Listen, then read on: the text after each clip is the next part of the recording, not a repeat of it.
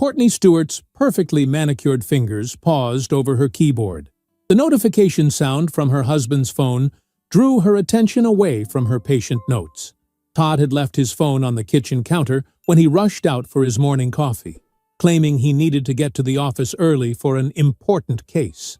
The same excuse he'd been using for over 2 months now. The notification chimed again, more insistent this time. She shouldn't look. As a psychologist with 16 years of experience, Courtney understood the importance of trust in a relationship. But something had been off lately.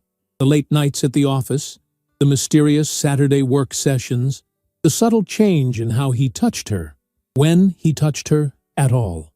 Courtney glanced at the phone. The screen lit up with a preview of an email. "How was your stay? Rate your experience at Moonlight Inn." Her stomach clenched. Moonlight Inn. The name was unfamiliar, but the implication was crystal clear. Todd didn't travel for work. He'd been home every night. Coming home late, yes, but home nonetheless. So why would he be receiving a review request from a hotel? With trembling fingers, Courtney picked up the phone. Todd's email was still open from when he'd checked it earlier. The passcode wasn't necessary. It was as if fate itself wanted her to see the truth. The email from Moonlight Inn wasn't the only one. As she scrolled, her throat tightened. 3 similar emails from the same place over the past 2 months. Each one carefully tucked away in a folder labeled Receipts Work. But that wasn't what made her heart truly stop. It was another email from an online store called Lacy Whispers, with a receipt for a silk nightgown, size small. Courtney wore a medium. "Always trust your intuition," she often told her patients. The subtle signs that something was wrong, the unexplained absences, the emotional distance. How many times had she sat across from tearful clients who recounted similar stories? And yet, here she was, living the very nightmare she helped others navigate. Courtney set the phone down exactly as she'd found it and walked to the bathroom. She stared at her reflection. Deep green eyes now rimmed with red, dark brown hair falling in soft waves around her face. The beginning of fine lines around her mouth that told the story of 46 years of life. When had Todd stopped looking at her the way he used to? They had met in graduate school, both ambitious and driven.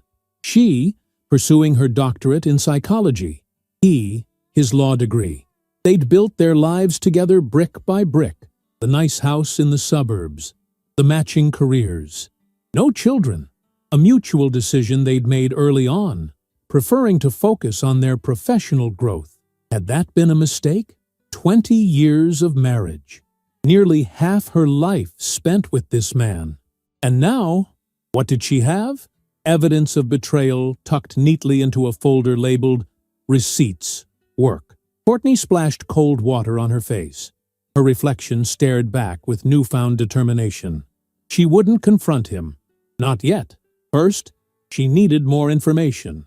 The psychologist in her knew that confrontations without complete evidence often led to denial, gaslighting, minimizing. No, she would be methodical about this. That evening, when Todd called to say he'd be working late again, Courtney heard the lie in his voice with painful clarity.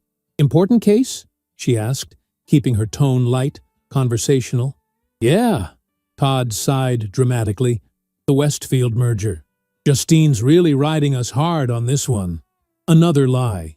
Courtney had run into Justine Wilkins, the senior partner at Todd's firm, at the grocery store just last weekend.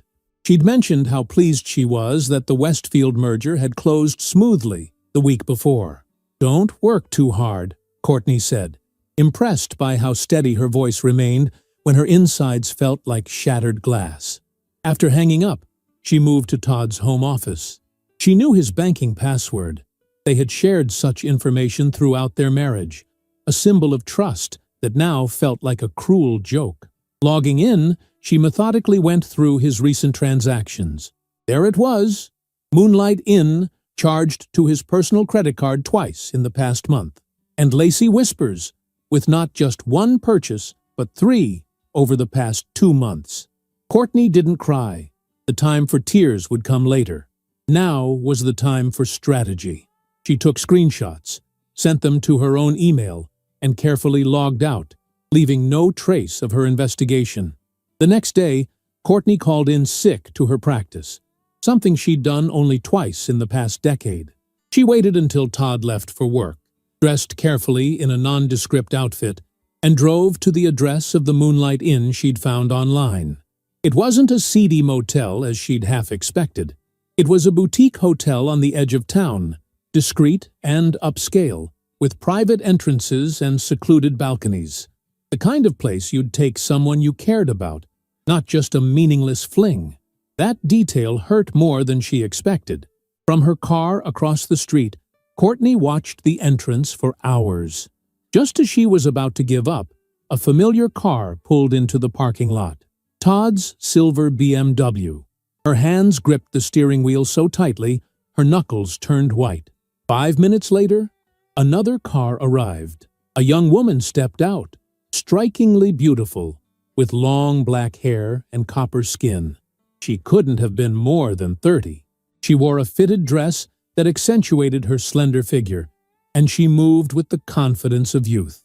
As she walked toward the hotel entrance, Todd emerged to meet her. He kissed her cheek, then took her hand as they disappeared inside. Courtney felt oddly calm as she started her car and drove home. The image of Todd holding that young woman's hand played on repeat in her mind. It wasn't just sex, then. There was tenderness there, a relationship. Over the next week, Courtney became a detective in her own marriage. She discovered the young woman's name from an email, Maya Patel. A LinkedIn search revealed she was 27 years old and worked as a legal intern at Todd's firm. The classic cliché that Courtney might have found amusing if it weren't tearing her life apart.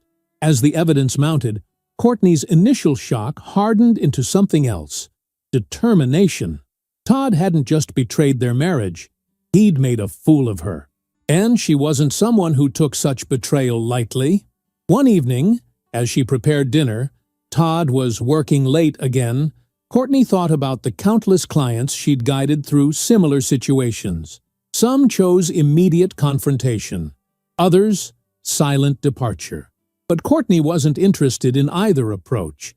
Todd had been meticulous in his deception, maintaining their comfortable life while building another on the side. What if his carefully constructed double life came crashing down around him? Not at home, but in the place he valued most. His prestigious career? The idea took root. As Courtney chopped vegetables for a salad she would eat alone. Todd's firm had strict policies about relationships between senior lawyers and interns, and expense reimbursements were audited carefully. What if those receipts from Moonlight Inn and Lacy Whispers found their way to the accounting department at the firm? She remembered Todd's work email password, the same one he'd used for years, a combination of his law school graduation year and his childhood dog's name. So predictable, so trusting, or perhaps simply so convinced of his own cleverness that he never imagined he'd be discovered. That night, after Todd texted that he wouldn't be home until very late, Courtney sat at her computer and composed an email from Todd's work account to the firm's accounting department.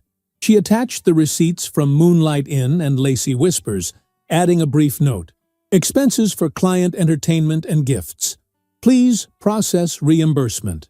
Her finger hovered over the send button. Was she really going to do this? Destroy his career along with their marriage? The woman who had devoted her life to helping others heal was contemplating an act of calculated revenge. Then she remembered the tenderness in Todd's face as he took Maya's hand. How many times had that same tenderness been absent when he looked at her recently? How many lies had he told while looking her directly in the eyes? Courtney pressed send. The next morning, she prepared Todd's favorite breakfast, blueberry pancakes with real maple syrup. As he ate, she watched him, wondering if he sensed the shift in their relationship, the knowledge she now possessed. He seemed oblivious, scrolling through his phone between bites. "Big day today?" she asked, pouring him more coffee, with a special addition he couldn't taste, but would certainly feel the effects of later. "Yeah," he said without looking up. Important client meeting. Could be a game changer for the firm. More lies. So easy for him now. Well, good luck, Courtney said, placing a gentle kiss on his cheek. I hope everything works out exactly as it should. Todd looked up, momentarily surprised by the affection. He smiled, that handsome smile that had once made her heart race. Thanks, babe. I have a good feeling about today. As he left for work, briefcase in hand, Courtney watched from the window. She wondered how long it would be before his day fell apart. Before the life he'd been so carefully managing crumbled beneath him. She smiled to herself. Maybe Todd wasn't the only one with an important case to handle today. Todd's stomach began to cramp halfway through his morning commute. By the time he pulled into the underground parking of the glass-fronted law office building, sweat beaded on his forehead, despite the air conditioning blasting at full strength. Something wasn't right. The discomfort turned to urgent pressure as he rode the elevator to the 22nd floor. Briefcase clutched tightly against his chest as if it could somehow contain the growing turmoil inside him. "Morning, Mr. Stewart," called the receptionist as Todd rushed past, not even slowing down to return her greeting. He barely made it to the executive bathroom, locking himself in the furthest stall just in time. 20 minutes later, when he thought the worst had passed, another wave hit him. Todd checked his watch. The Davidson hearing was scheduled for 10 o'clock, 45 minutes from now. This was the case that could finally put him in line for partnership. Charles Davidson was worth $50 million, and his divorce proceedings were expected to be both lucrative and high-profile. Todd couldn't afford to miss it. His phone buzzed with a text from Maya. "Good luck today. Dinner tonight to celebrate?" followed by a heart emoji. Despite his physical discomfort, Todd smiled. Maya was everything Courtney wasn't anymore. Young, exciting, impressed by his accomplishments. She looked at him like he was something special. When was the last time Courtney had looked at him that way? Another painful cramp interrupted his thoughts. This was bad. Really bad. Todd called his assistant. "Jennifer, I need you to contact Judge Williams's clerk. See if we can push the Davidson hearing back an hour." "Mr. Stewart, I don't think that's possible. Judge Williams is very strict about scheduling, and this slot was difficult to secure in the first place." "Just try," Todd snapped, immediately regretting his tone. "Please, it's an emergency." The next 30 minutes passed in agony. Todd alternated between sitting in misery and desperately trying to review his notes for the hearing. When Jennifer called back, her voice was apologetic. "I'm sorry, Mr. Stewart. Judge Williams refused to reschedule. She said the court has a full docket, and if you're not there at 10, she'll rule in favor of Mrs. Davidson's motion by default." Todd closed his eyes, leaning his head against the cool metal partition of the bathroom stall. This couldn't be happening. Not today. Not with the Davidson case. The client would be furious. Justine would be furious. Years of careful career building could collapse over a single missed hearing. At 9:55, Todd made an executive decision. He called Maya. "I need your help," he said without preamble. "I'm sick. I can't make it to the Davidson hearing. You've been helping me prep. You know the case almost as well as I do." "But I'm just an intern," Maya protested, her voice rising in panic. "I can't represent Mr. Davidson in court." "You won't be representing him. Just explain the situation to Judge Williams. Ask for a continuance. Bring my notes. They're in the blue folder on my desk. You can do this, Maya." There was a long pause before she answered. "Okay, for you." "You're amazing," Todd said, infusing his voice with all the charm he could muster while sitting in a bathroom stall. "This is why we're so good together." After hanging up, Todd sent a quick email to Charles Davidson, explaining that his associate would be handling the preliminary matters due to an unavoidable emergency. He then texted Jennifer, instructing her to give Maya the blue folder and direct her to the courthouse. All bases covered. Now he just needed to get through whatever stomach bug had hit him so violently. By noon, the worst of the intestinal distress had finally subsided. Todd emerged from the bathroom, pale and exhausted, to find several urgent messages waiting. Maya had called 4 times. Jennifer had left a post-it on his desk with urgent, "Call Justine immediately," written in bold red letters. And there was an email from Charles Davidson with the subject line, "Terminating our relationship, effective immediately." Before Todd could process any of this, his desk phone rang. He picked it up with a shaking hand. "Todd Stewart," he answered, trying to sound normal, professional. "My office. Now." Justine Wilkins's voice was ice-cold before the line went dead. Todd straightened his tie, ran a hand through his hair, and walked the long corridor to the corner office of the firm's managing partner. Justine Wilkins had built Wilkins, Prescott, and Associates from the ground up 30 years ago. At 59, she was a legend in legal circles. Brilliant, demanding, and utterly unforgiving of mistakes. "Come in," she called in response to his knock. Justine sat behind her massive mahogany desk, reading glasses perched on the end of her nose as she reviewed a document. She didn't look up when Todd entered. "Sit." Todd lowered himself into the chair across from her, trying to ignore the lingering cramps in his stomach. "Would you like to explain what happened this morning?" Justine finally looked up, her gray eyes sharp as steel. "I apologize for missing the hearing. I became violently ill and—" "I'm not talking about the hearing," Justine interrupted, "though that's another matter entirely. Your unprepared intern made a fool of herself. Judge Williams denied the motion, and Charles Davidson called me personally to express his displeasure before taking his $50 million divorce to Hartman and Associates." She slid a piece of paper across the desk. "I'm talking about this." Todd looked down at a printout of an email. His email, apparently sent to the accounting department yesterday evening, requesting reimbursement for hotel stays and lingerie? His blood ran cold. "I didn't send this," he said immediately. "It came from your email account. Someone must have hacked it or—" "Todd." Justine removed her glasses, fixing him with a stare that had made opposing counsel crumble. "The receipts are from dates when you claim to be working late. The hotel is 15 minutes from this office. And the lingerie." She glanced down at the paper. "Is not your wife's size, I presume?" Todd's mind raced. How had this happened? Who would have access to these receipts? To his email? The only person who could possibly— Courtney. It had to be Courtney. But how did she know? "Is Maya Patel involved in this?" Justine asked, her tone deceptively casual. Todd felt trapped. Denial seemed pointless. "It's not what you think."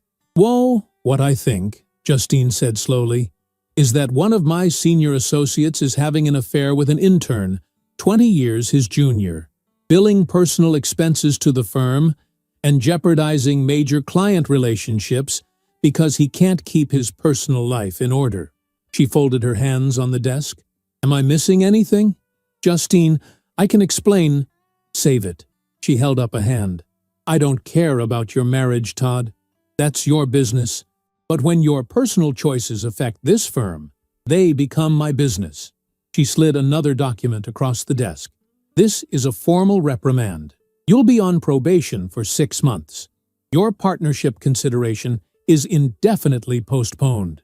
And Maya Patel's internship is being transferred to the corporate division, effective immediately." Todd stared at the document, the words swimming before his eyes. 6 years of 70-hour weeks. 6 years of missed vacations, of prioritizing the firm above everything else. His path to partnership, gone. And Maya would be transferred away from him. "Do you understand the severity of this situation?" Justine asked. Todd nodded numbly. "Good. You're suspended for the remainder of the week. Go home. Sort out whatever is happening in your personal life. And when you return on Monday, I expect nothing less than absolute professionalism." She put her glasses back on and returned to her document. "That will be all." The dismissal was clear. Todd stood on shaky legs and left the office, mind reeling. As he walked back to his office to collect his things, his phone buzzed with a text from Maya. "We need to talk." Judge was furious. "What happened to you?" Before he could respond, Another text came through. Just heard from HR. I'm being transferred? Call me. Todd slumped into his desk chair, trying to make sense of how quickly his carefully constructed life was unraveling. His career was in jeopardy. Maya was being transferred. And Courtney. Courtney knew. She had orchestrated this. The woman he'd been married to for 20 years, the woman he thought he knew completely, had just delivered a precision strike to the heart of his professional life. As if on cue, his phone lit up with Courtney's name. He almost didn't answer, but curiosity won out. Hey, he said, unable to keep the defeated tone from his voice. Todd, is everything okay? You sound strange. Her voice was the same as always, warm, concerned. If he hadn't known better, he would have thought she was genuinely worried about him. I'm not feeling well. I'm coming home early. Oh no. Is it something you ate? The innocence in her voice was almost convincing. Maybe, he replied, a suspicion forming. The pancakes, the coffee. Had she? No. Courtney wouldn't do that. She was a healer, a professional who helped people. She wouldn't deliberately make him sick, would she? I'll be there soon, he said, hanging up before she could respond. The drive home was a blur of confusion and anger. How had Courtney discovered his affair? What else did she know? And how far was she willing to go with this revenge? By the time he pulled into their driveway, Todd had convinced himself that he was the wronged party here. Yes, he'd had an affair, but Courtney had deliberately sabotaged his career. What she'd done was far worse than his indiscretion with Maya. He found Courtney in her home office, typing case notes. She looked up when he entered, her expression shifting to one of concern so convincing that for a moment he doubted his conclusion. You're home early, she said, rising from her desk. You really don't look well. Don't. Todd held up his hand. Just don't. Courtney tilted her head, her green eyes wide with apparent confusion. Don't what? Don't pretend you don't know what's happening. Todd, I have no idea what you're talking about. She approached him, reaching out as if to feel his forehead. You seem feverish. Maybe you should lie down. Todd stepped back, avoiding her touch. I had an interesting conversation with Justine today, about some expenses I supposedly submitted for reimbursement. Something flickered in Courtney's eyes, so brief he might have imagined it. Oh? Hotel receipts. Lingerie purchases. Todd watched her carefully. Sent from my email account last night, when I was home. With you. Courtney's expression remained neutral. That's strange. Could someone have hacked your account? Stop it. Todd's voice rose. I know it was you. I don't know how you found out about Maya? Courtney supplied, her voice suddenly cold. About your important case with the long legs and black hair? There it was. The confirmation he needed. You had no right to interfere with my career. And you had no right to make a mockery of our marriage, Courtney countered, her calm facade finally cracking. 20 years, Todd. 20 years. And you threw it away for what? A 27-year-old intern who looks at you like you're God's gift to the legal profession? The accuracy of her assessment only fueled Todd's anger. You went through my phone, my email. You left your phone on the counter, she corrected. The Moonlight Inn review request came through while you were out. Everything else was just following the evidence.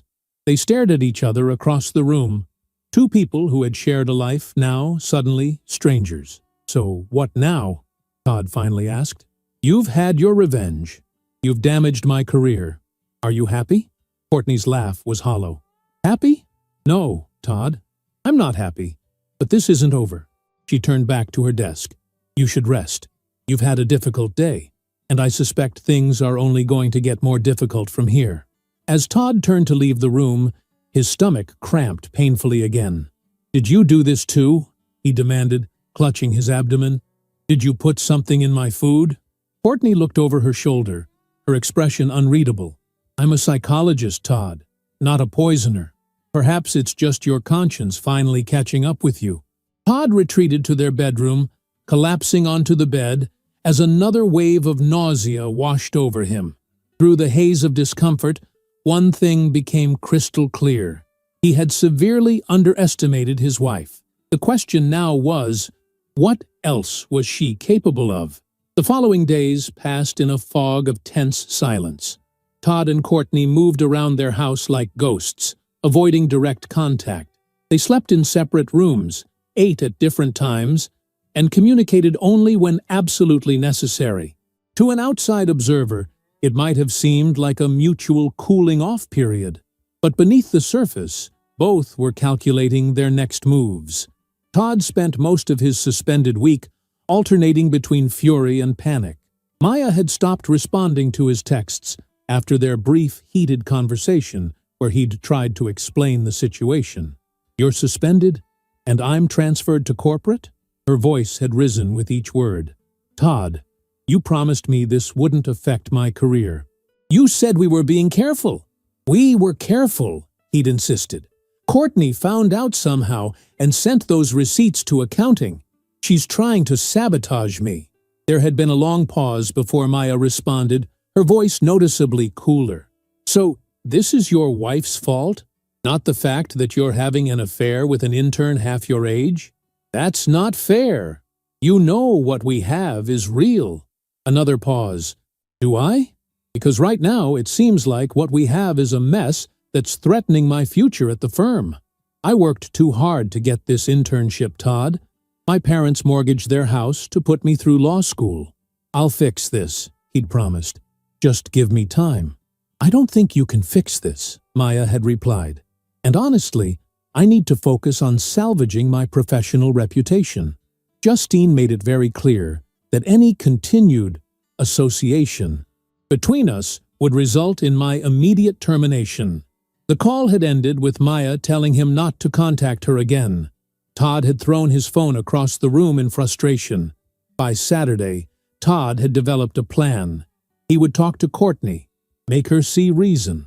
They could work this out like adults, maybe even save their marriage, if that's what she wanted. But first, he needed to secure his position at the firm.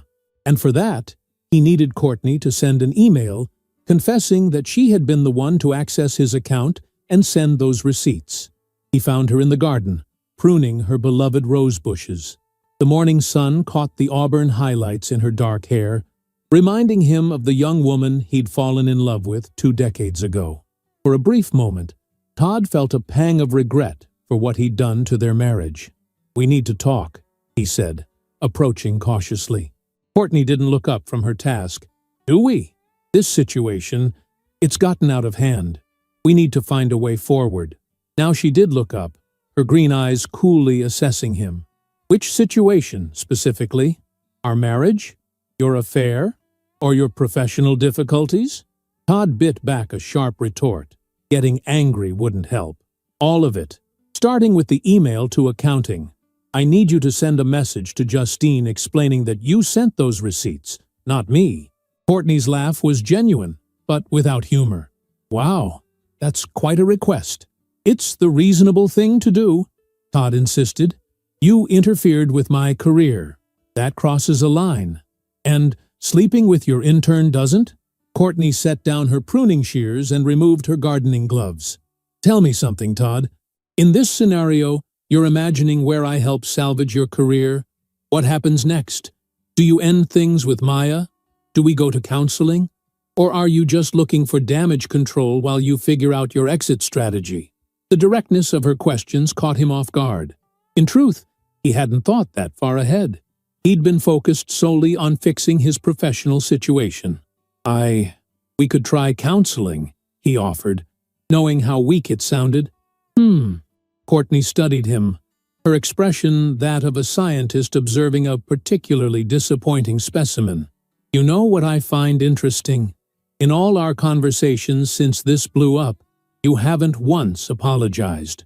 Not for the affair, not for the lies, not for throwing away 20 years of marriage.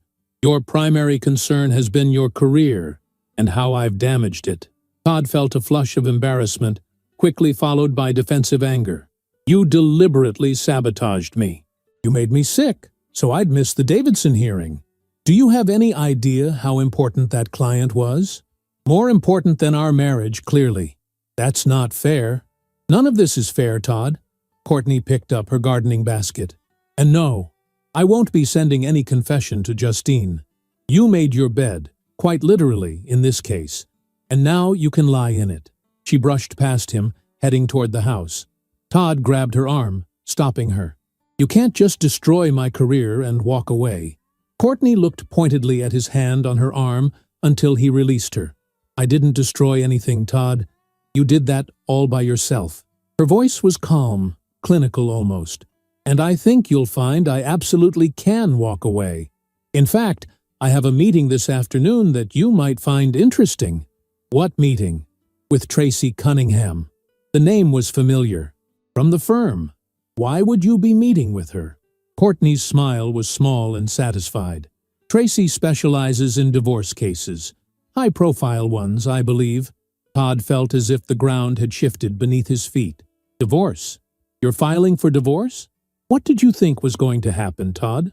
That I'd forgive and forget? That we'd go to a few counseling sessions and everything would go back to normal? She shook her head. No, you made your choice. Now, I'm making mine.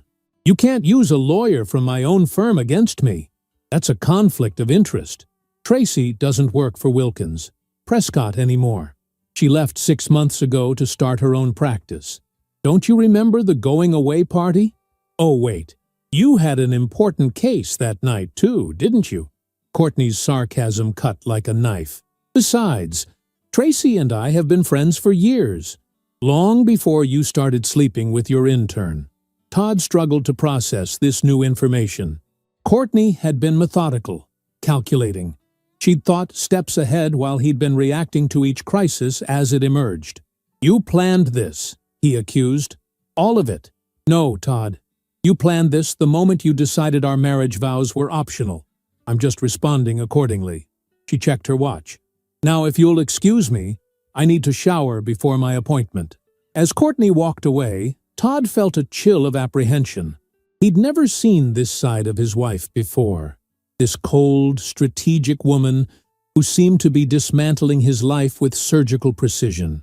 He'd always thought of Courtney as the nurturing one, the emotional one in their relationship. Now he realized how profoundly he had underestimated her. Tracy Cunningham had a reputation as one of the most aggressive divorce attorneys in the city.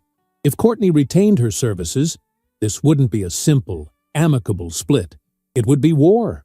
Todd spent the rest of the day making frantic phone calls to lawyer friends, seeking advice. The consensus was grim. Given that he'd been caught having an affair with an intern, had potentially misused company resources, and was currently on probation at work, he was in a vulnerable position for divorce proceedings, especially with someone like Tracy representing Courtney. You need to get ahead of this, advised his friend Michael, a family court judge. Offer a generous settlement before she files. And for God's sake, end things with the intern if you haven't already. By evening, Todd had formulated a new strategy. He would offer Courtney a fair division of assets. Their house was worth about $1 million. They had approximately $800,000 in retirement and investment accounts. No children to complicate matters. He could offer her the house and 40% of the investments. That would be more than fair, given that he was the higher earner. When Courtney returned from her meeting, Todd was waiting in the living room with a legal pad full of notes and calculations. He'd even opened a bottle of the expensive Cabernet they saved for special occasions. "How was your meeting?" he asked, attempting a conciliatory tone. Courtney set down her purse, eyeing the wine and his notes with visible skepticism. "Productive. I've been thinking," Todd began, "and you're right. I haven't been fair to you. I haven't acknowledged how much I've hurt you. Is that an apology? Because it sounds more like an observation." Todd took a deep breath. "I'm sorry. For the affair. For lying to you. You deserved better." "Yes, I did." Courtney remained standing, making no move to join him on the sofa. "Is there more? Or did you just want to establish that you can occasionally recognize reality?"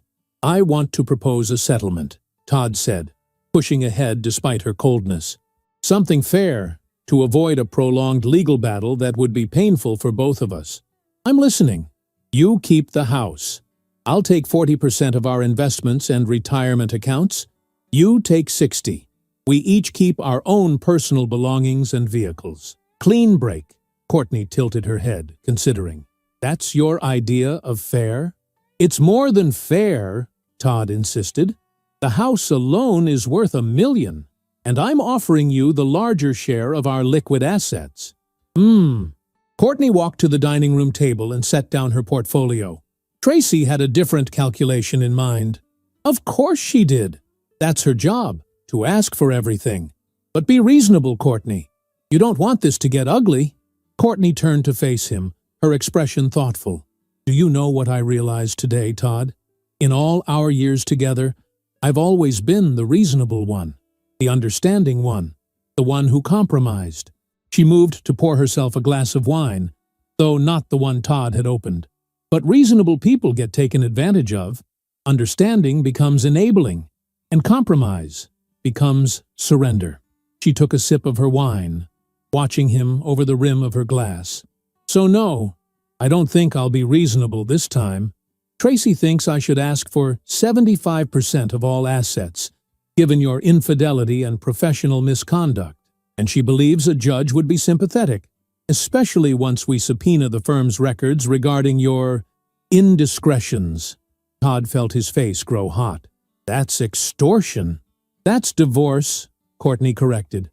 But I'll tell you what, I'll consider your offer if you do one thing for me. What's that?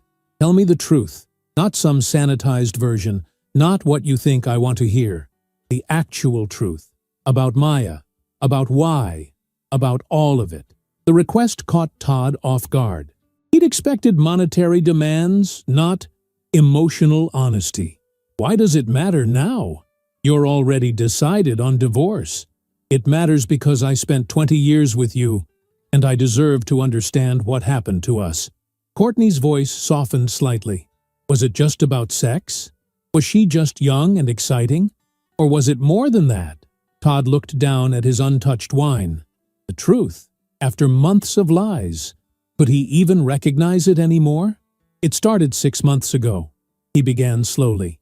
The Davidson case came to the firm, and Justine assigned Maya to help with research. We worked late a lot. She was impressed by me, looked up to me in a way that... He trailed off, aware of how pathetic it sounded. In a way that I didn't anymore. Courtney finished for him. Todd nodded reluctantly. You're successful in your own right. You don't need me. Maya... He paused, searching for words. Maya made me feel important. Necessary. So you risked everything. Our marriage, your career, her internship, because she stroked your ego? Courtney's voice was flat with disbelief. It wasn't just that, Todd protested. There was a connection. She understood the pressures I was under at work. She was there, in the trenches with me, while I was here, building my practice, supporting our life together, believing you when you said you were working late on important cases. Hey, Courtney's eyes glistened with unshed tears, the first real emotion she'd shown. Do you love her? The question hung in the air between them. Did he love Maya? Or had he simply been intoxicated by her youth, her admiration, the forbidden thrill of their relationship? I thought I might, he admitted finally. But now, I don't know. Everything's such a mess. Because you got caught, Courtney pointed out. Yes, Todd conceded. Because I got caught. The admission felt like tearing off a bandage. Painful, but somehow cleansing. Courtney nodded, as if he'd confirmed something she already knew. Thank you for that much honesty, at least. She set down her wine glass. I'll consider your settlement offer. But know this, I won't be rushed, and I won't be manipulated. If you try to hide assets or pressure me, I won't hesitate to let Tracy take the gloves off completely. I understand, Todd said, feeling oddly deflated. The conversation hadn't gone as he'd planned. He'd expected anger, recriminations, maybe even tears. But this composed, strategic Courtney was someone he didn't know how to handle. One more thing, Courtney added, pausing at the doorway. I'll be staying with my sister for a few days. I need some space to think. You don't have to leave. I can stay at a hotel.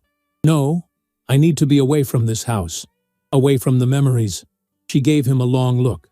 You might want to use the time to consider what your life will look like after the divorce, particularly your professional life. With that cryptic statement, she left the room, leaving Todd alone with his cooling wine and settlement notes that suddenly seemed woefully inadequate. Later that night, as Todd lay awake in their bed, too large and empty without Courtney beside him, his phone buzzed with a text from an unknown number. He opened it to find a message from Maya, sent from a new phone.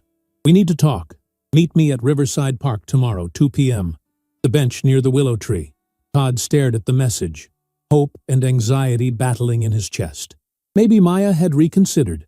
Maybe something could be salvaged from this disaster after all. He responded immediately. I'll be there. What Todd didn't know was that Courtney had already made her next move, one that would ensure there would be no easy resolution, no simple divorce, and no quick reconciliation with Maya. As he drifted off to sleep, plans were already in motion that would bring his carefully constructed facade crashing down once and for all. Riverside Park was unusually crowded for a Sunday afternoon. Families picnicked on checkered blankets, children chased each other through the grass, and joggers navigated the winding paths. Todd found the bench near the willow tree 10 minutes early. His stomach knotted with anticipation. He dressed carefully, casual but put together in khaki pants, and a blue button-down that Maya once said brought out his eyes. He checked his watch repeatedly as 2 o'clock came and went. By 2:15, he was beginning to worry. By 2:30, doubt had crept in. Had she changed her mind? Was this some kind of payback for the mess at work? At 2:45, just as Todd was about to leave, Maya appeared. She looked different.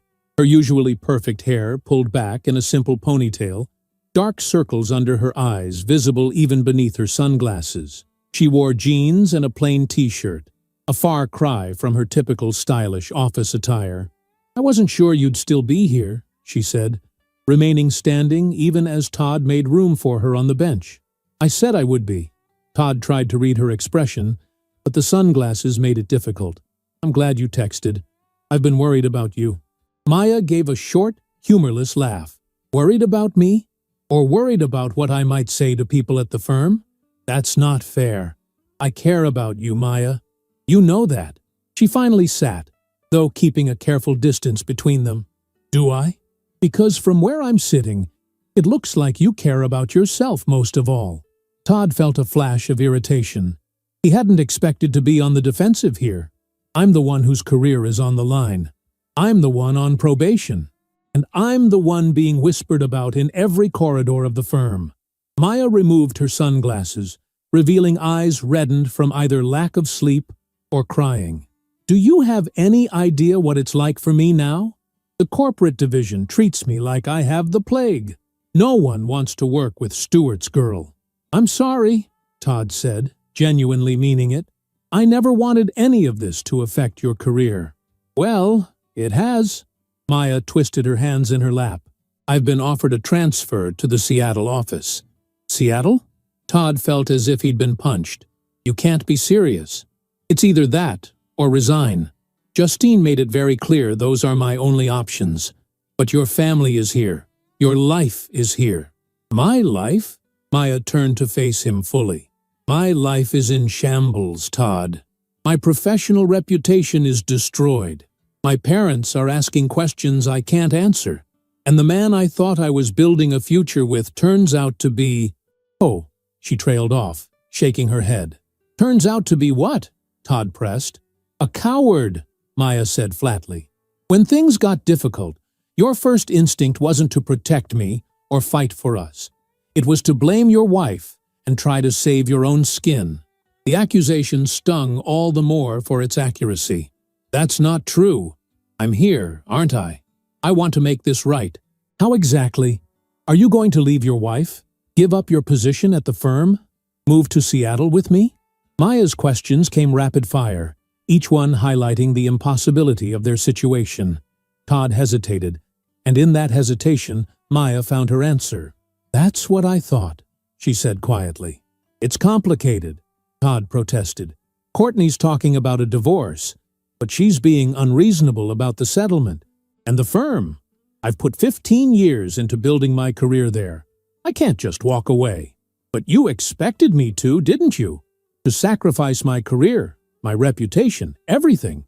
For what? Secret hotel meetings and lies? Maya stood abruptly. I didn't ask you here to rehash all this. I wanted to tell you in person that I'm taking the Seattle position. I leave next week. Next week? Todd stood too, panic rising. That's too soon. We need time to figure this out. There's nothing to figure out. It's over, Todd. Maya's voice softened slightly. Maybe it was never real to begin with. Just a fantasy that couldn't survive in the real world. Don't say that. What we had was real. Was it? Or was I just an escape from your marriage? A way to feel young and important again? Maya put her sunglasses back on, creating a barrier between them. It doesn't matter now. I've made my decision. Maya, please. Goodbye, Todd. She turned to leave, then paused. Oh, and you should know, Justine asked me a lot of questions before offering the transfer. About us. About when it started.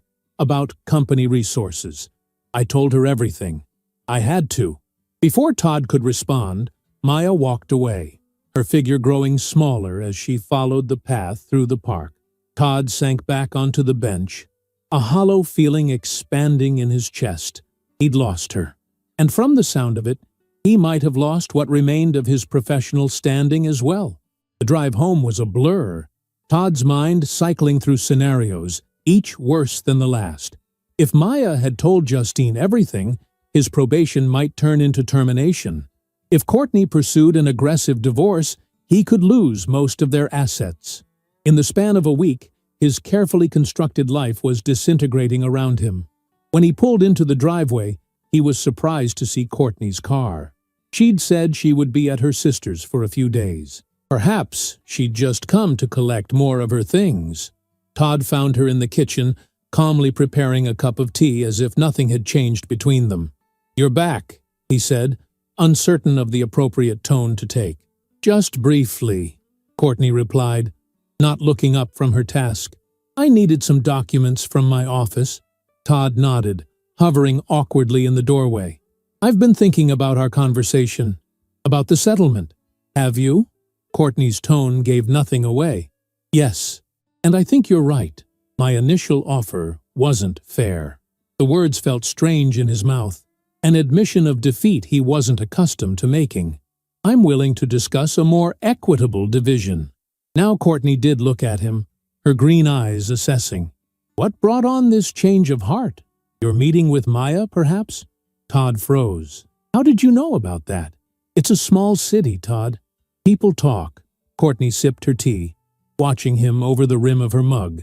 "I take it the reunion wasn't the romantic reconciliation you were hoping for?" The casual cruelty of her question ignited Todd's simmering frustration. "Are you having me followed now? Is that it? Don't be dramatic. I have friends who happen to enjoy Riverside Park on Sundays." Courtney set down her mug. "Besides, you're hardly in a position to be indignant about invasions of privacy." Todd ran a hand through his hair, trying to regain his composure. Getting angry wouldn't help his situation. "Look, I'm trying to be reasonable here, to find a solution we can both live with." "How generous of you." Courtney's sarcasm was subtle but unmistakable. "But I'm afraid your timing is off. I've already instructed Tracy to file the divorce papers tomorrow morning." "Tomorrow? That's too soon." "We haven't agreed on terms."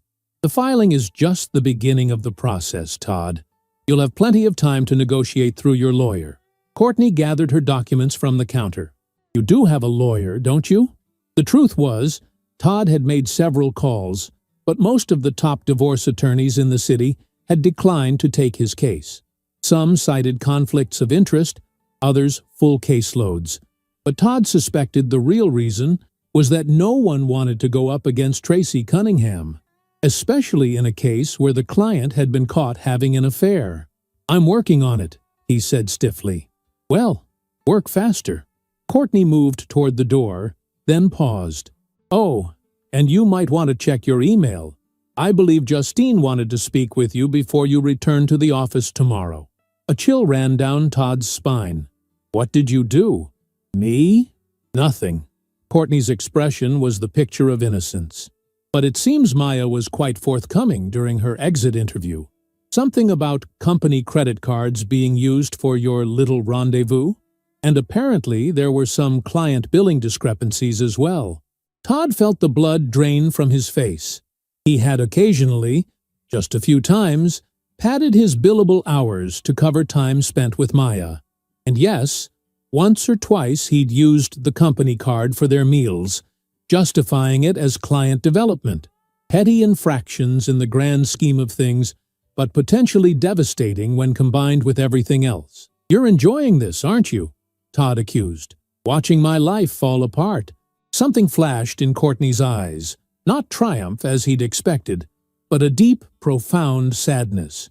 "No, Todd, I take no pleasure in any of this, but actions have consequences. You made choices that set all of this in motion." "So did you," Todd countered. "You could have confronted me directly. We could have talked about it, maybe even worked things out. Instead, you went nuclear, sabotaging my career, making me sick, planning this ambush divorce. Would you have preferred I play the role of the devastated wife? Crying, begging you to choose me over her?" Courtney shook her head. "That's not who I am. And frankly, it wouldn't have changed anything. You would have denied it, minimized it, maybe even ended things with Maya temporarily. But the fundamental problem would remain, which is that you stopped choosing me a long time ago. And I deserve better than to be someone's consolation prize." With that, Courtney left, the gentle click of the door closing behind her somehow more final than any slam could have been.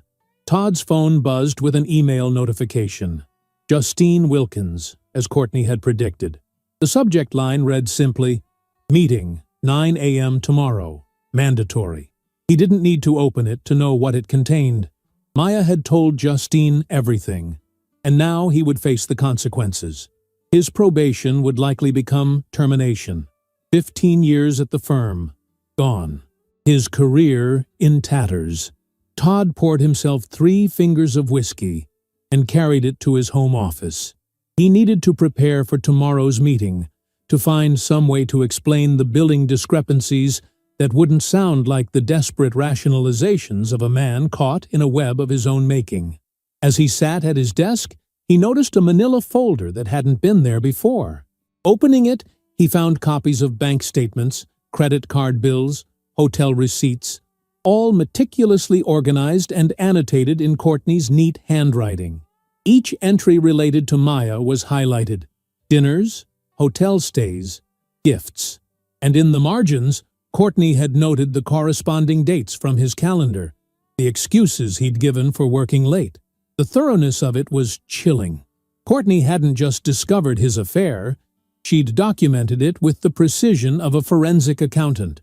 And now, it seemed, she'd shared that documentation with both Tracy and, through Maya, Justine. Todd closed the folder, his hands shaking slightly. He'd always known Courtney was intelligent. You didn't build a successful psychology practice without brains. But he'd never appreciated just how formidable an opponent she could be. For the first time, Todd confronted the possibility that he might lose everything: his marriage, his career, his reputation, his financial security. All because he'd been flattered by the attention of a younger woman, because he'd sought validation in the wrong places, because he'd taken for granted the partner who had stood beside him for 20 years. The weight of his mistakes pressed down on him as he stared at the folder, physical evidence of his betrayal. And somewhere in the back of his mind, a small voice whispered that perhaps he deserved exactly what was coming to him.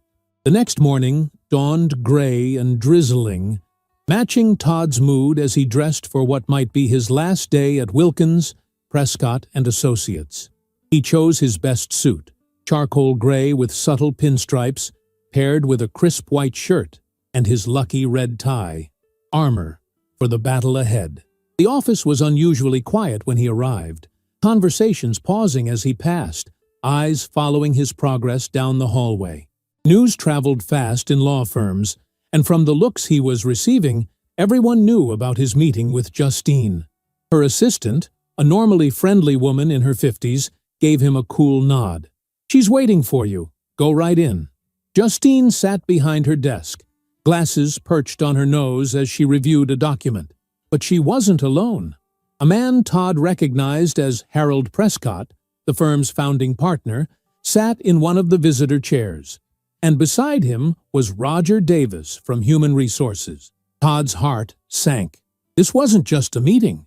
This was an execution. "Todd," Justine gestured to the remaining chair, "have a seat."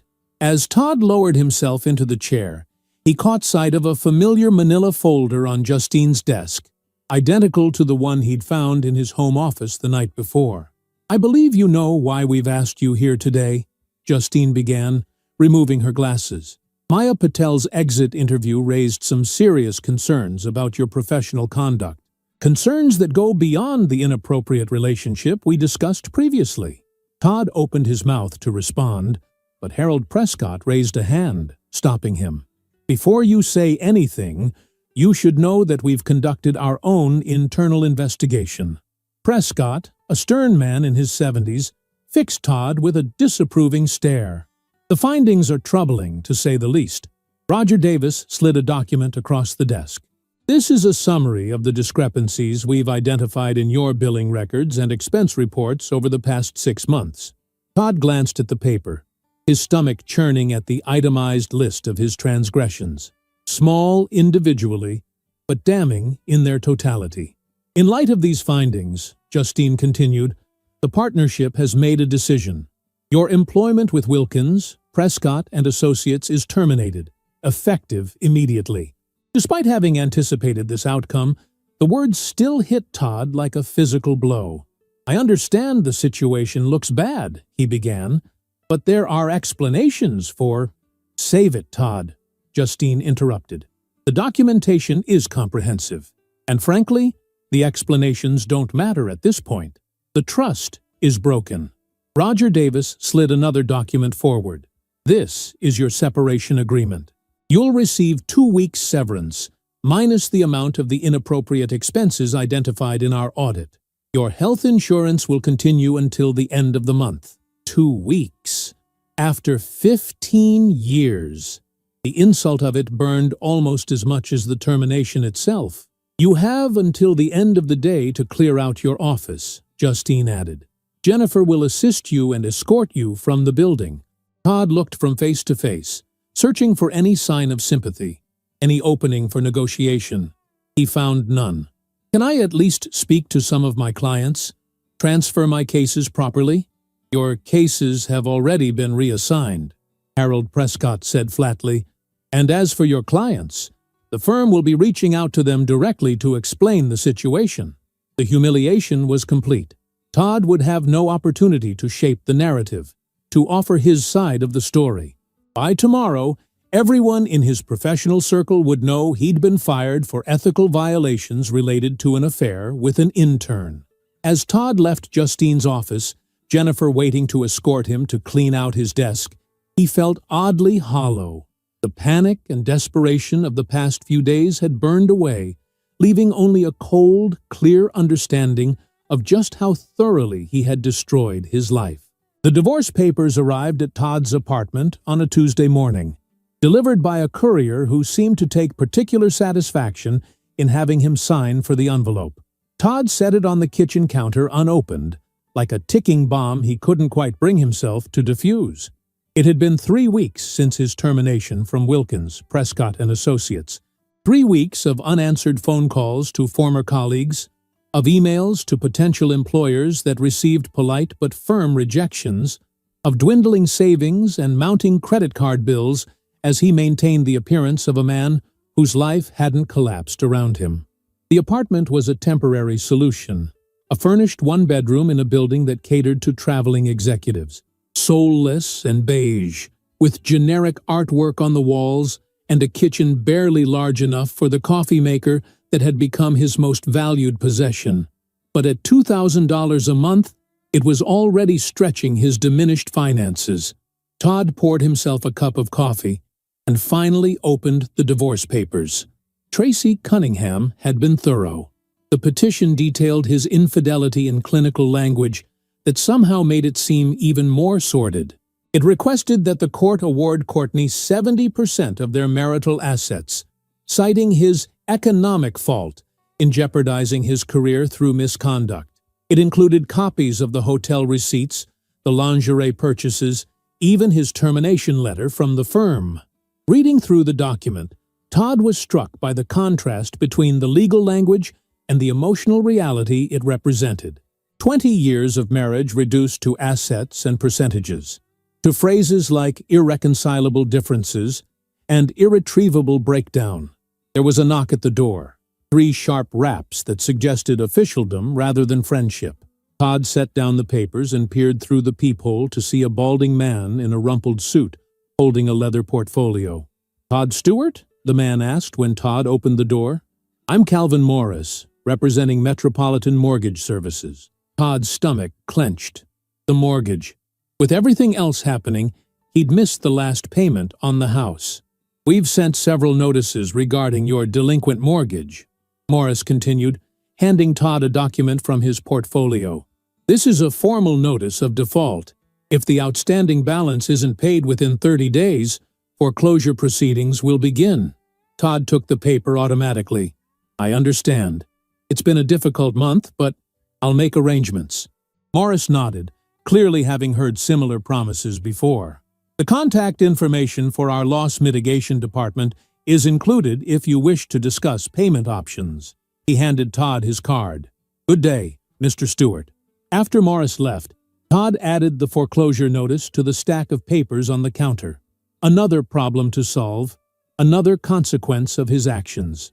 The house had been in both their names. The mortgage payments automatically deducted from their joint account. An account Courtney had apparently stopped contributing to. He needed to talk to her, to try once more to negotiate a reasonable settlement before this got even more out of hand. But every attempt at communication over the past 3 weeks had been rebuffed or redirected to Tracy. The only messages he'd received from Courtney had been logistical, when she would be collecting more of her belongings from the house, requests for him to forward her mail. Todd reached for his phone and dialed Courtney's number, not really expecting her to answer. To his surprise, she picked up on the 3rd ring. "Yes?" Her voice was cool, professional, the tone she used with difficult clients. "We need to talk," Todd said, cutting to the chase. "About the house, the mortgage, all of it. This situation is getting out of control." There was a pause before Courtney responded. "I agree. That's why I've instructed Tracy to proceed with the divorce filing." "That's not what I meant, and you know it." Todd struggled to keep his voice level. "The mortgage is in default. If we don't do something, we'll lose the house entirely. I'm aware of the situation. Tracy has advised me not to make any payments until the divorce is finalized. And in the meantime, we both suffer the consequences. My credit is already shot from the missed payments. Your credit was shot the moment you decided to expense your affair on company cards," Courtney pointed out. "But if you're concerned about the house, you're welcome to make the payments yourself." Todd bit back a retort. Antagonizing her wouldn't help. "I can't afford the full mortgage on my own right now." "You know that." "I do know that," Courtney agreed, her tone softening slightly. "Which is why I've made an offer through Tracy. I'll buy out your share of the house at fair market value, minus the outstanding mortgage balance. You'll get a lump sum that should help with your situation. And I'll refinance the mortgage in my name only." The offer was reasonable, more than reasonable given the circumstances. But Todd's pride rebelled at the idea of Courtney bailing him out, of being the recipient of her financial mercy. "And the rest of our assets? We split them 60-40. I get 60, you get 40. Again, more generous than what Tracy had initially demanded. "Why the sudden reasonableness?" Todd asked, suspicion creeping into his voice. Courtney sighed, a sound that conveyed both exhaustion and resignation. "Contrary to what you might believe, I'm not interested in destroying you, Todd. I just want this to be over, so we can both move on with our lives. Move on to what? The question escaped before Todd could stop it, revealing more vulnerability than he'd intended. My career is in ruins. My reputation is shot. What exactly am I supposed to move on to? There was a long pause, and when Courtney spoke again, her voice held a gentleness that made Todd's throat tighten unexpectedly. I don't have that answer for you. That's something you'll have to figure out for yourself. Another pause. For what it's worth, I think you're more resilient than you're giving yourself credit for. The conversation ended soon after, with Todd agreeing to review the settlement offer with his lawyer, a recent law school graduate who'd taken his case when none of the established attorneys would. It was the most civil exchange they'd had since the whole mess began, leaving Todd with a confusing mix of gratitude and grief. Later that evening, as Todd microwaved a frozen dinner in his temporary kitchen, his phone buzzed with a text from a number he didn't recognize. It's Maya. Landed in Seattle last week. Wanted you to know I didn't mean for things to end the way they did. Hope you're okay. Todd stared at the message, unsure how to respond. Was she reaching out from guilt? Nostalgia? Genuine concern? Did it even matter anymore? He typed several responses, deleting each one before finally settling on, I understand. I hope Seattle treats you well. It wasn't what he truly wanted to say. He wanted to tell her he missed her, that he regretted how things had ended, that he wondered what might have been if circumstances had been different. But those were the thoughts of a man still living in fantasy. And if the past month had done anything, it had forced Todd to confront reality with painful clarity. Maya responded with a simple, thank you, followed by a second message. For what it's worth, I'm sorry. Pete, sorry for the affair? Sorry for telling Justine everything? Sorry for the pain they'd caused? Todd decided it didn't matter. Me too, he replied, and left it at that. The microwave beeped, drawing his attention back to his sad dinner for one. As he ate at the small table by the window, Todd found himself thinking about Courtney's words. What would moving on look like for him? His law career in this city was effectively over. No reputable firm would touch him after his dismissal from Wilkins Prescott. He could try relocating, starting fresh in another state, but the legal community was small, and gossip traveled fast. Perhaps it was time to consider a different path entirely. Before law school, he'd briefly considered teaching. He'd always enjoyed mentoring the younger associates at the firm, helping them navigate the complexities of corporate law. Maybe there was something there. Not at a prestigious university, certainly, but perhaps a community college or continuing education program. The thought was simultaneously humbling and liberating. A step down in prestige and income, but a step toward something that might actually bring some measure of satisfaction. 6 months later, Todd stood in the empty house that had once been his home, conducting a final walkthrough before the new owners took possession. Courtney had already moved to a smaller place closer to her practice, taking only the items that held sentimental value for her.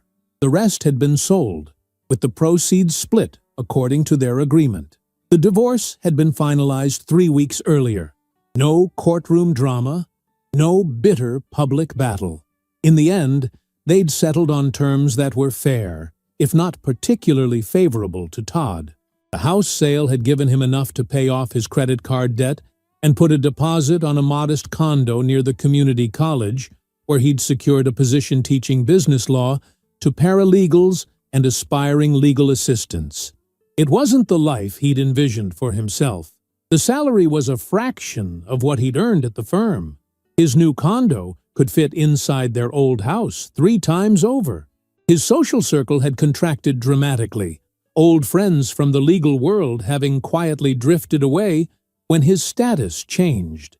And yet, there was an unexpected lightness to his days now. Teaching didn't come with the constant pressure of billable hours or the political machinations of firm life. His students were eager, respectful, appreciative of his real-world experience. For the first time in years, He left work each day feeling like he'd accomplished something meaningful. As Todd made his final circuit of the empty house, he paused in what had been their bedroom. Memories flooded back, not just of the end, but of the beginning. Moving in together after the wedding, making plans, building what they thought would be a forever life. His phone buzzed with a text from the real estate agent, reminding him that the new owners would be arriving in 30 minutes for the key handover. It was time to go. In the entrance hall, Todd was surprised to find Courtney waiting, keys in hand. They'd arranged to meet the agent separately to avoid any awkwardness, but apparently she'd had the same idea about a final goodbye to the house. "I thought you'd already done your walkthrough," Todd said, stopping a few feet away from her. Courtney shrugged, the gesture elegantly casual in her tailored blazer. "I did, but I forgot something in the hall closet." She looked around the empty space. "It feels smaller without the furniture, doesn't it?" Todd nodded, acutely aware of the strange intimacy of the moment. Two people who had shared everything, now careful strangers navigating the remains of their former life. "How's the new teaching position?" Courtney asked, her tone genuinely interested. "Good. Different, but good." Todd hesitated, then added, "My students seem to like me." "I'm not surprised. You were always a good mentor to the associates at the firm." Courtney's smile was small but genuine. "It suits you. And your practice? Still thriving?" "Busier than ever. I've taken on a partner, another psychologist specializing in trauma work. It's been rejuvenating." They stood in silence for a moment, the emptiness of the house amplifying the space between them. "I heard Maya's doing well in Seattle," Courtney said finally. "Partner track at the new firm, apparently." Todd looked at her sharply. "How do you know that?" "Small world. A colleague of mine has a daughter who works at the same firm." Courtney's expression gave nothing away. "Does that bother you? That she's thriving?"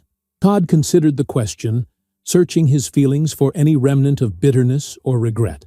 "No," he said, somewhat surprised to find it was true. "No, I'm glad for her." Courtney nodded, seeming to find something satisfying in his answer. "Well, I should go. The new owners will be here soon." She moved toward the door, then paused. "For what it's worth, Todd, I think you're going to be okay." It was the second time she'd expressed this sentiment, and this time Todd was inclined to believe her. "You know what? I think I am." As they stepped outside together for the last time, Todd felt a weight lifting, not the burden of guilt or regret, which would always be his to carry, but the crushing pressure of trying to maintain a life that had been built on appearances rather than substance.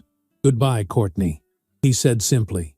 "Goodbye, Todd," she replied, her green eyes clear and finally free of the hurt that had clouded them for so long. They walked to their separate cars without looking back.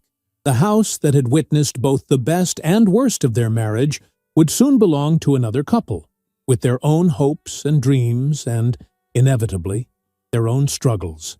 Todd started his car and pulled away from the curb, glancing in his rearview mirror to see Courtney doing the same in the opposite direction. Their paths, intertwined for 20 years, now diverged completely. 1 year after the divorce was finalized, Courtney sat in her office, reviewing notes for her next client session when her assistant knocked on the door.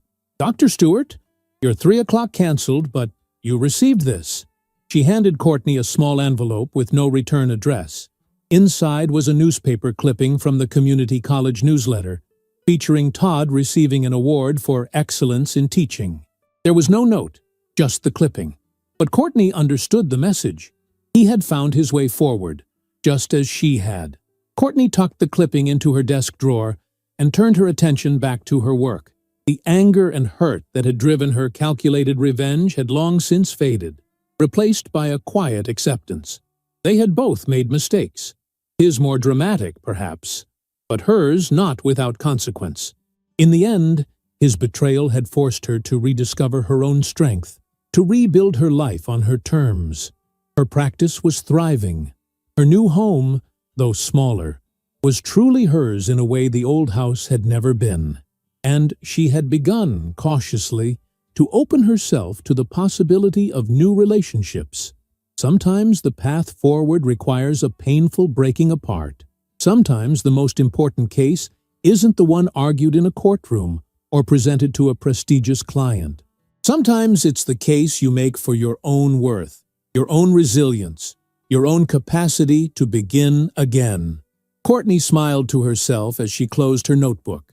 That was a lesson worth learning, even at the cost of a 20-year marriage. Even at 47, life could surprise you with new beginnings if you were brave enough to embrace them. If you enjoyed the story, leave a like and subscribe to the channel. And drop a comment below. What city are you watching from? And if your heart tells you to, feel free to leave me a tip on Buy Me a Coffee. Just check the first pinned comment. Thanks for keeping me company and for the coffee, and I'll see you in the next story.